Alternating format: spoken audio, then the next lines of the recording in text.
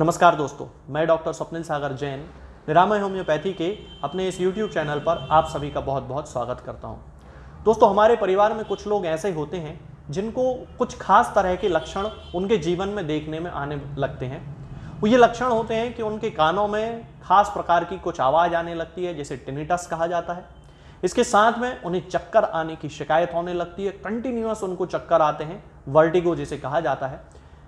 Light हेडनेस इनको होने लगती है, यानी कि सिर में बड़ा अजीब सा हल्कापन रहने लगता है और डिजीनेस रहने लगती है। बड़ी अजीब सी उनके अंदर एक बेचैनी होने लगती है, एक घबराहट होने लगती है।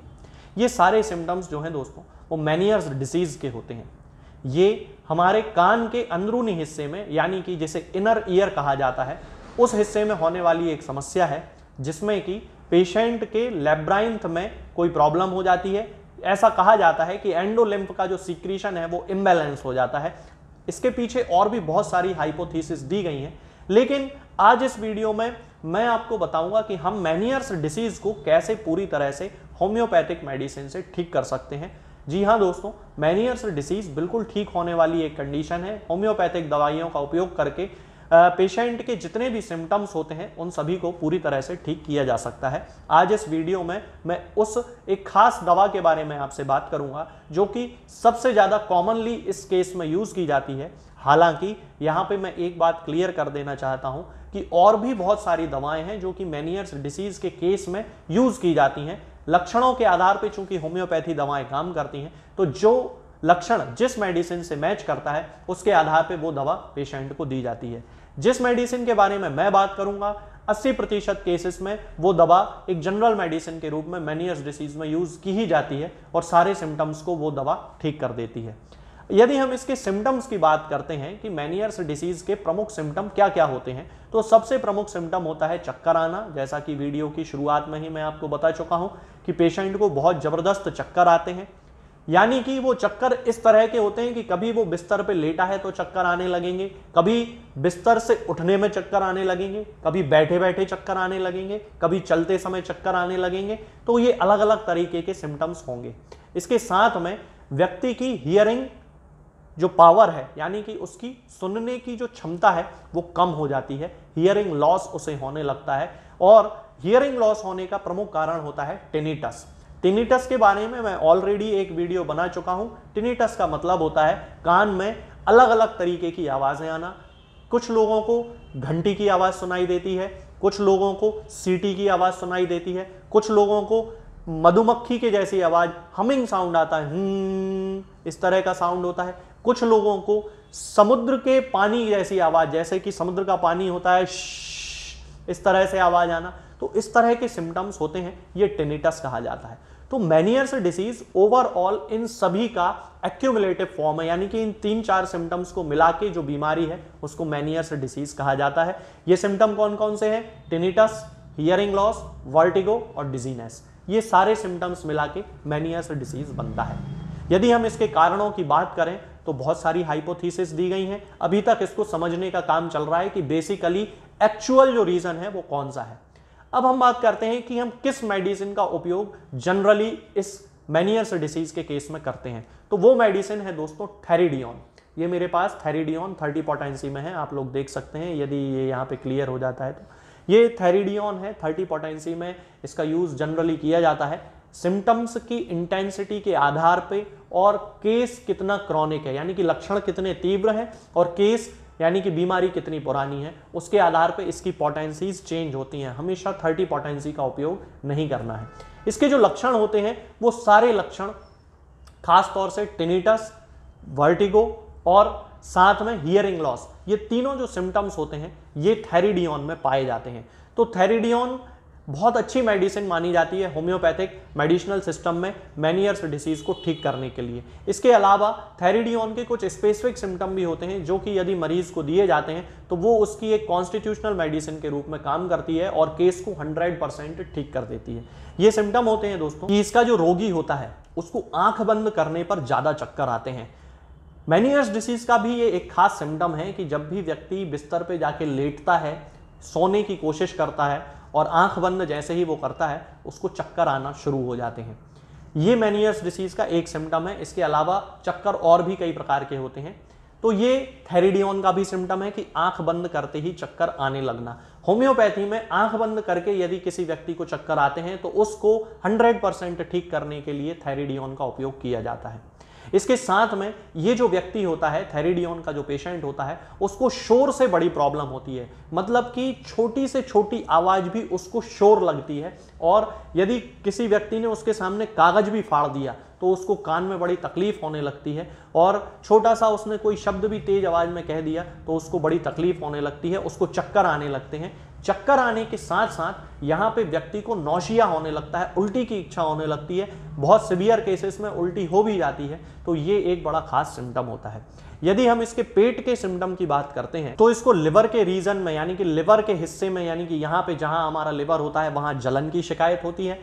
स्प्लीन जहां पे होती है, यानी कि लेफ्ट हैंड साइड पे, यहाँ पे स्टिंगिंग पेन होता है, यानी कि उसको ऐसा लगता है कि जैसे उसको सुई जैसा कुछ चुभ रहा है। तो ये इसके स्टमक के सिम्टम होते हैं। बाकी के 2 सिम्टम मैं आपको पहले भी बता चुका हूं कि चक्कर आने के साथ ही उसको नौशिया और वॉमिटिंग होने लगता है। यदि हम इसके रीढ़ की हड्डी की बात करते हैं तो ये एक बड़ा स्पेसिफिक सिम्टम है जो कि पिक्रिक एसिड में भी पाया जाता है और थेरिडियन में भी पाया जाता है, और ये सिम्टम है रीढ़ की हड्डी में जलन पड़ना।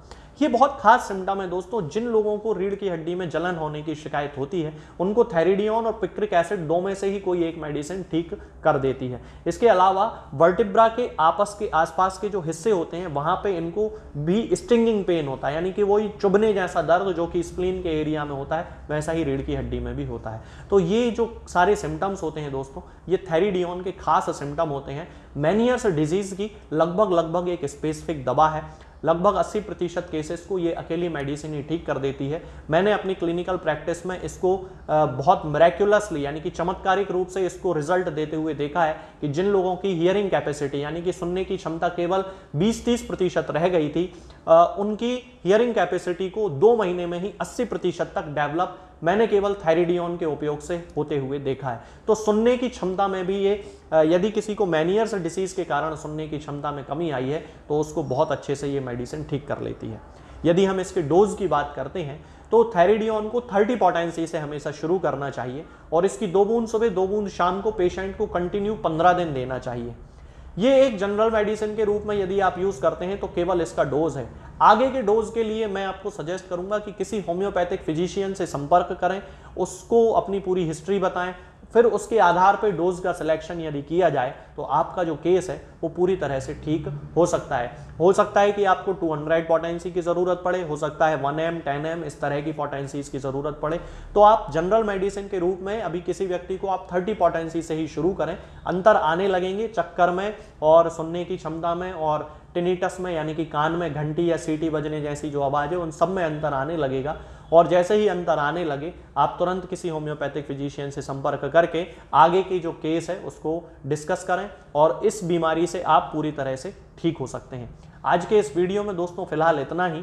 आगे के वीडियोस में मैं आपसे बात करूंगा कुछ नई बीमारियों के बारे में और उनकी होम्योपैथिक दवाओं के बारे में। तब तक के लिए जय हिंद, जय भारत। दोस्तों, होम्योपैथिक दवाओं को खाने का सबसे अच्छा तरीका होता है कि हम हमेशा खाली पेट इन दवाओं को खाएं। जिन दवाओं को दिन में केवल एक बार खाना है उन्हें सुबह खाली पेट खा लेना चाहिए। मुंह में अच्छे से कुल्ला करके, गार्गल्स करके मुंह को साफ कर लेना चाहिए, और उसके बाद हमें होम्योपैथिक दवाई खा लेना चाहिए। जिन दवाओं को दिन में 2 बार या 3 बार या 4 बार खाना होता है उन दवाओं को खाली पेट खाने का मतलब होता है कि हम उन दवाओं को खाने के लगभग आधे घंटे पहले या फिर 2 से 2.5 घंटे बाद ही खाएं, और उस स्थिति में भी हमारे मुंह में किसी भी वस्तु का, किसी भी चीज का स्वाद नहीं होना चाहिए, ना ही हमारे मुंह में किसी भी चीज की गंध होना चाहिए, जिससे कि ये होम्योपैथिक दवाएं हमारे शरीर पर बहुत अच्छे तरीके से काम कर सकती हैं। तो हमें हमेशा ये ध्यान रखना है कि जब भी हम होम्योपैथिक दवा खाएं हमेशा खाली पेट खाएं और हमारे मुंह में किसी भी चीज का स्वाद या किसी भी चीज की स्मेल ना हो। अब बहुत सारे लोग ये सोचते हैं कि हम कच्चा प्याज खा सकते हैं या अदरक खा सकते हैं या हींग खा सकते हैं या इलायची खा सकते हैं या नहीं। बिल्कुल आप इन चीज़ों का इस्तेमाल कर सकते हैं। होम्योपैथिक दवाओं को खाते समय आप इन सभी चीज़ों को बड़ी आसानी से खा सकते हैं।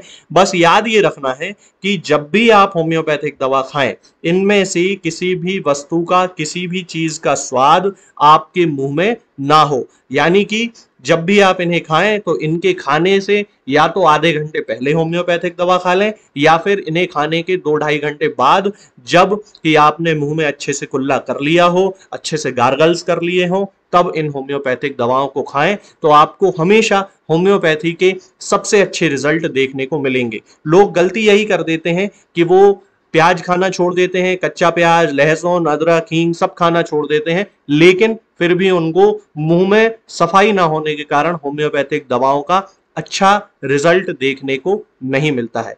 ये होम्योपैथिक दवाएं आपको किसी भी ऑनलाइन फार्मेसी पर या आपके घर के नजदीक किसी भी होम्योपैथिक मेडिकल स्टोर पर बड़ी ही आसानी से उपलब्ध हो जाएंगी। ये दवाएं हर होम्योपैथिक फार्मेसी पे उपलब्ध होती हैं, हर ऑनलाइन फार्मेसी पर उपलब्ध होती हैं, इसलिए आप वहां से इन दवाओं को प्राप्त कर सकते हैं। निरामय होम्योपैथी क्लिनिक से ना ही किसी मरीज को कोई दवा बेची जाती है और ना ही कोई दवा भेजी जाती है, इसलिए अपने नजदीकी होम्योपैथिक मेडिकल स्टोर या ऑनलाइन फार्मेसी से ही इन दवाओं को प्राप्त करें।